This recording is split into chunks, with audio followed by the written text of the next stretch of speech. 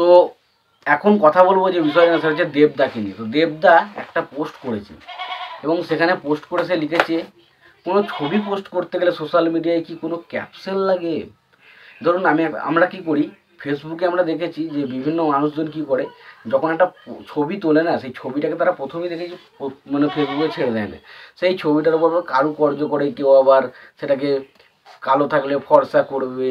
Background পাশে একটা যাতে ব্যাকগ্রাউন্ড বসাবে যাতে দেখতে ভালো লাগে ফটোটাকে, তারপরে সেই ফটোটাকে বিভিন্ন রকমের কারুকার্য করার পর সেইটাকে আবার একটা ভালো রকম কবিতা খুঁজে লাইনের ছন্দ মিলিয়ে সেটাকে পোস্ট করবে।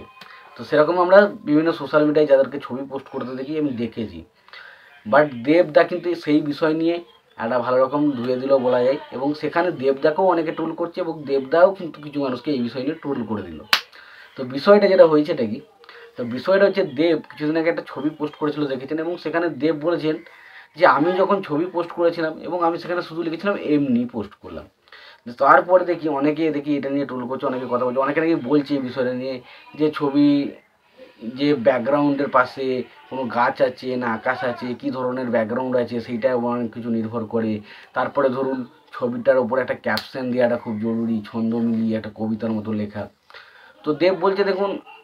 একটা ছবি পোস্ট করতে গেলে যদি এত কিছু চিন্তা ভাবনা করতে হয় যে আমার ব্যাকগ্রাউন্ডের পাশে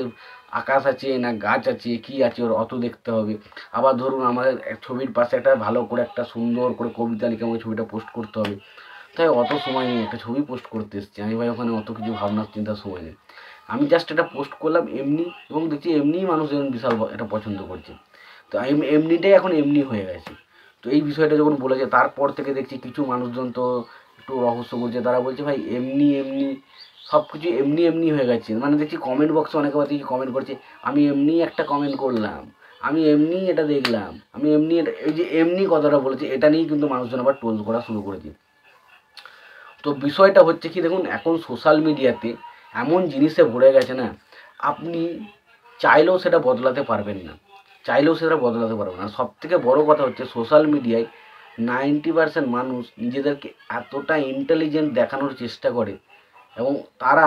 প্রত্যেকটা জিনিসের সাথে ছন্দ মিলিয়ে কোনো জায়গা থেকে ঝেড়ে যাও করে তারা একটা লিখে একটা ক্যাপশন ছেড়ে দেয়, এবং তারা নিজেদেরকে এমন মানে বিজ্ঞ দেখাতে চায়। একটা ধরুন একটা হয়তো মানুষটা খুব একটা ভালো না, বাট যখন তার পোস্ট ছাড়াগুলো আপনি দেখবেন না, মনে হয় ভাই এই মানুষটা মধ্যে এত কিছু গভীরতা লুকিয়ে রয়েছে, এরকম হচ্ছে বিষয়। তো সোশ্যাল মিডিয়াটা অ্যাকচুয়ালিতে আমি খুব একটা বেশি যে এখন পছন্দ করি সেটা নয়। এবার দেখুন অনেকে বলবে তুই তো ভিডিও বানাচ্ছি, দেখুন আমি ভিডিও বানাচ্ছি সেটা আমার একটা প্রফেশনাল, যে আমি এরকম কিছু কাজ করতে চাই সেই হিসেবে করছি, কিন্তু কখনোই কোনো কিছু মিথ্যে আশ্বাস দেওয়া বা মিথ্যে জিনিসগুলো আমি খুব একটা মানে পছন্দ করি না, যেটা আমি সোশ্যাল মিডিয়াতে প্রচুর পরিমাণে দেখতে পাই। তো সেই কারণে আমি খুব একটা বেশি এই সমস্ত নিয়ে আপনি আমাকে দেখবেন ফেসবুকে আমি যে চ্যানেলটা যাই সুখময় ঘোষ বলে দেখবেন যে আমি খুব একটা ভিডিও কিছু ছাড়িও না এবং পোস্টও খুব একটা করি না। এবার হয়তো পরবর্তী সময় আমি যদি মানে ফেসবুকে গিয়ে কাজকর্ম করি এইসব বিষয়ে, সে আমাকে হয়তো পরবর্তী সময় ভিডিও আমি করতে পারি, বাট এখন আমি কিন্তু কিছু করি না।